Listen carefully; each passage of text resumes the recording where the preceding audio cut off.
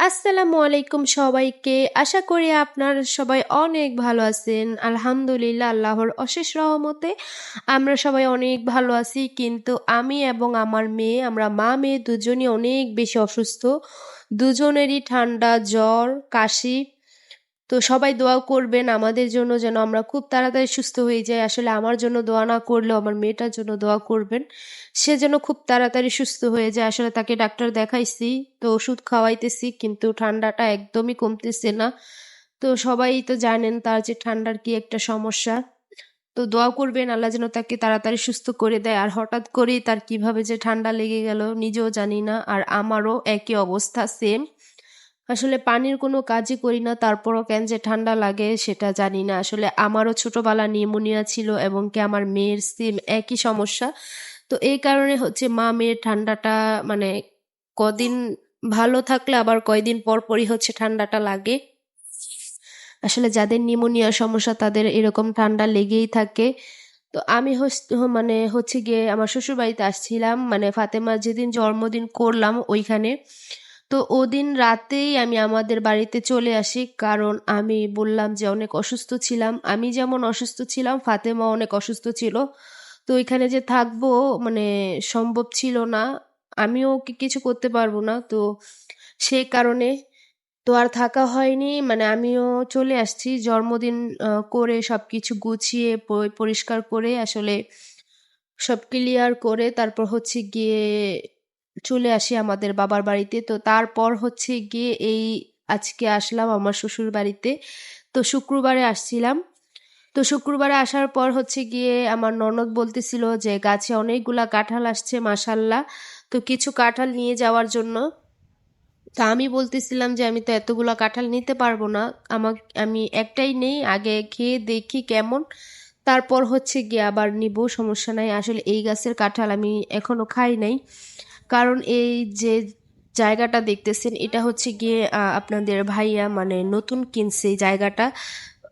মানে আগে অন্যদের ছিল এই জায়গাটা। তো ওই জায়গাটা কিনছে আরো মনে হয় আহ 3-4 না 4-5 বছর আগে কিনছে। তো আমার আসলে ওই গাছের কাঁঠাল এখনো খাওয়া হয়নি। তো এই কারণে হচ্ছে গিয়ে একটা কাঁঠালই পেড়ে নিয়ে আসছি। আর আরেকটা কাঁঠাল হচ্ছে গিয়ে কাঁচা ছিল। তো ওই কাঁচা কাঁঠালটা পাড়ার কারণ হচ্ছে গিয়ে আমি এখনো কাঁচা কাঁঠালের তরকারি খাইনি।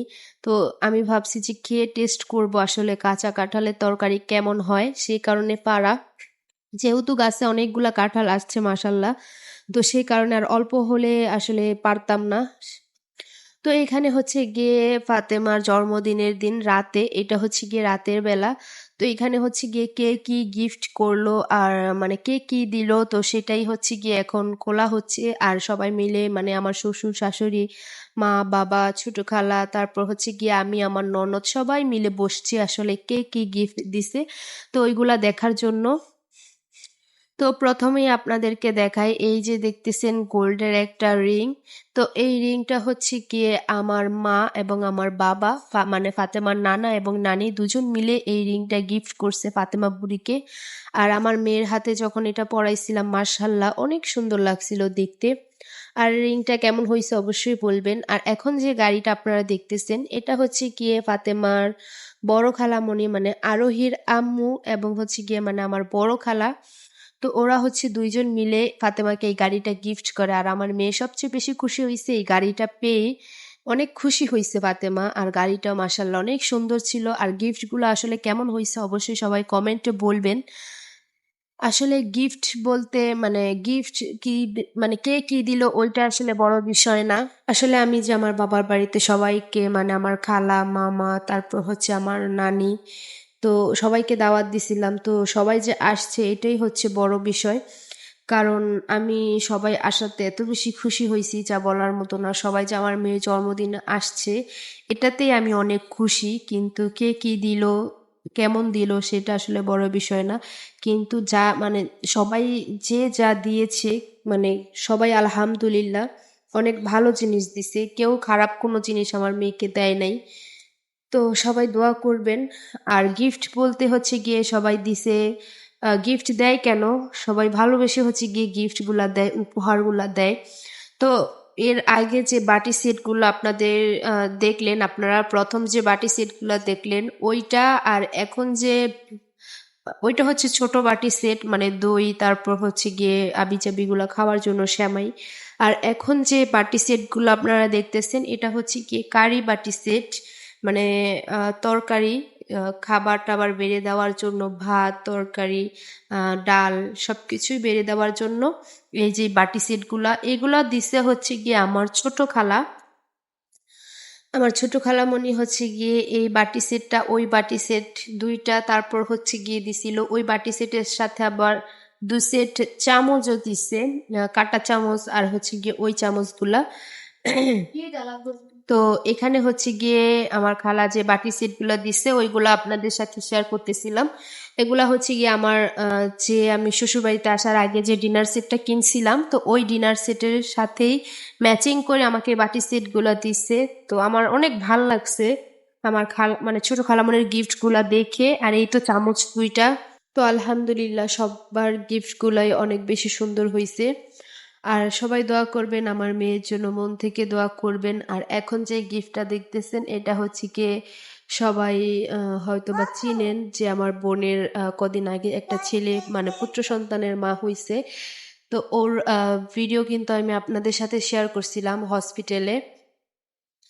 তো এটা হচ্ছে গিয়ে আমার ওই ছোট খালা, মানে ছোট খালা না, আমার বড় খালা। তো উনি হচ্ছে গিয়ে আমার মার আপন চাচাতো বোন। তো উনি ওদের সবাইকে দাওয়াত দিছি। তো আমার বোনের তো মাত্র বাবু হইছে, সে তো আর আসতে পারবে না। তো আর তার হাজবেন্ড কাজে ছিল, সে কারণে আসতে পারেনি। তো আসছে হচ্ছে গিয়ে আমার খালা। মানে আমি ভাবি নাই যে ওরা আসবে, কারণ ওদের আসার মতো পরিস্থিতি নাই যে ওরা আসবে। তো অনেক ব্যস্ততার মধ্যেও যে আসছে, মানে আমার বোন এবং বোনের ছেলে, তো তাদেরকে একা রেখে তারপর হচ্ছে গিয়ে আসছে।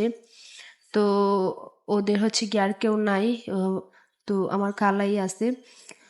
তো সে কারণে আমি অনেক খুশি হয়েছি। আর এখন যে গিফটটা দেখতেছেন এটা হচ্ছে গিয়ে মানে আমার ফুপ্পি শাশুড়ি যেটাকে বলে, ওনার বড় মেয়ে।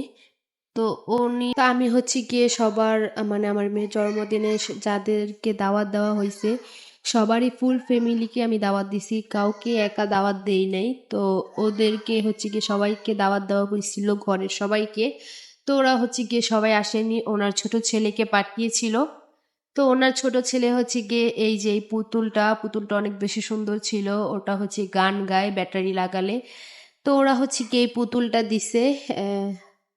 আসলে সবাই আসলে অনেক বেশি খুশি হতাম, কিন্তু ওরা কেউই আসে নাই, শুধু ওনার ছোট ছেলেকেই পাঠাইছিল। তো এটা যার যার খুশি, কিন্তু আমি আসলে কাউকে একাই দাওয়াত দেই নাই, সবাইকে ফুল ফ্যামিলি দাওয়াত দিছি। আর আমার মেয়ের জন্মদিনে একটা কথা বলি, আমি অনেক মানে অনেক মানুষদেরকেই দাওয়াত দিছি, কিন্তু সবাই আসলে আসে নাই।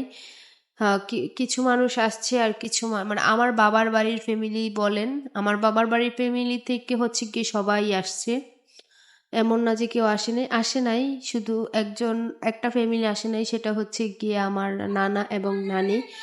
তো ওদেরকে দাওয়াত দিছিলাম, ওরা আসে নাই কে, তাছাড়া সবাই আসছে, আমার মামা মামি, তারপর হচ্ছে গিয়ে আমার খালারা সবাই আসছে। তো আমার শ্বশুর বাড়ির দিক দিয়ে হচ্ছে গিয়ে অল্প কয়েকজন মানুষ আসছে, সবাই আসে নাই কে। তারা বলতে আমার চাচি শাশুড়ির মেয়েরা, ওরা সবাই আসছে। তারপর হচ্ছে গিয়ে আমার হাজবেন্ডের বন্ধু ছিল, ওরা সবাই আসছে। ওরা সবাই বলতে আসলে সবাইকেই বললাম না যে সবাইকেই ফুল ফ্যামিলি ধরা হয়েছে।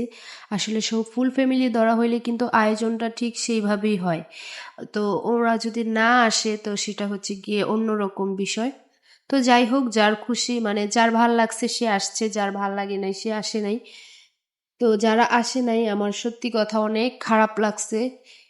খারাপ লাগলে আসলে কি করার, এটা যার যার ব্যক্তিগত ব্যাপার, আসে নাই তো কিছু বলার নাই। তারপর হচ্ছে গিয়ে এই গিফটগুলা মানে কাচের যে জিনিসগুলা উঠছিল, তো ওইগুলা হচ্ছে গিয়ে আমি আমার শোকেসে সাজিয়ে তারপর হচ্ছে গিয়ে আরো কিছু ক্যাশ টাকা উঠছে, তো ওইগুলা হচ্ছে গিয়ে কত টাকা উঠছে সেটা বললাম না। তো অনেকেই বেশিরভাগই অনেকে টাকা দিছে, আর গিফট অল্প কয়েকটা উঠছে, আপনারা দেখছেনই কয়টা গিফট উঠছে। সবাই টাকা দিছে। তো অনেকেই আবার বলতে পারেন যে মেয়ের ফুপি কিছু দেয়নি। হ্যাঁ দিছে, মেয়ের ফুপ্পিও দিছে। ওটা হচ্ছে গিয়ে ওই যে বললাম ক্যাশ টাকা দিছে। তো অনেকেই ক্যাশ টাকা দিছে। তো সেটা কত টাকা সেটা নাই বললাম।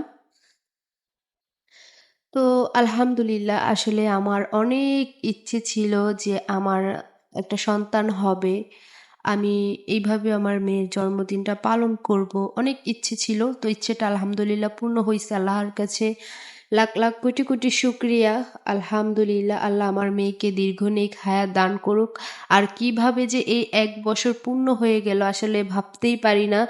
আমার যেন মনে হয় ওইদিন আমার মেয়েটার জন্ম হইছে। ওইদিন সে পৃথিবীতে আসলো। আর কিভাবে যে ১ মাস মানে ১ মাস সরি ১ বছর পূর্ণ হয়ে গেল সেটা আমি ভাবতেই পারি না। মানে আমার কাছে এত বেশি অবাক লাগে। যখন আমি প্রেগনেন্ট ছিলাম, ফাতেমা আমার গর্ভে ছিল ৯ টা মাস। ওই ৯ টা মাস যেন আমার কাছে মনে হইছে ৯ টা বৎসর। এরকম লাগছে। আর মেয়ে হওয়ার পর হচ্ছে কি কিভাবে ১ বছর পূর্ণ হয়ে গেল মানে বুঝতেই পারলাম না।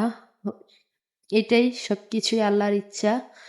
আলহামদুলিল্লাহ আমি আল্লাহর কাছে হাজার শুকরিয়া আদায় করেও শেষ করতে পারবো না। তারপর আমার মনে হয় যেন কম হবে। তো আমি হচ্ছে গিয়ে আমার বাবার বাড়িতে আসি। আসার পর হচ্ছে গিয়ে তো ছাদে আসলাম আর এখানে একটা প্লেন যাচ্ছিল উড়ে।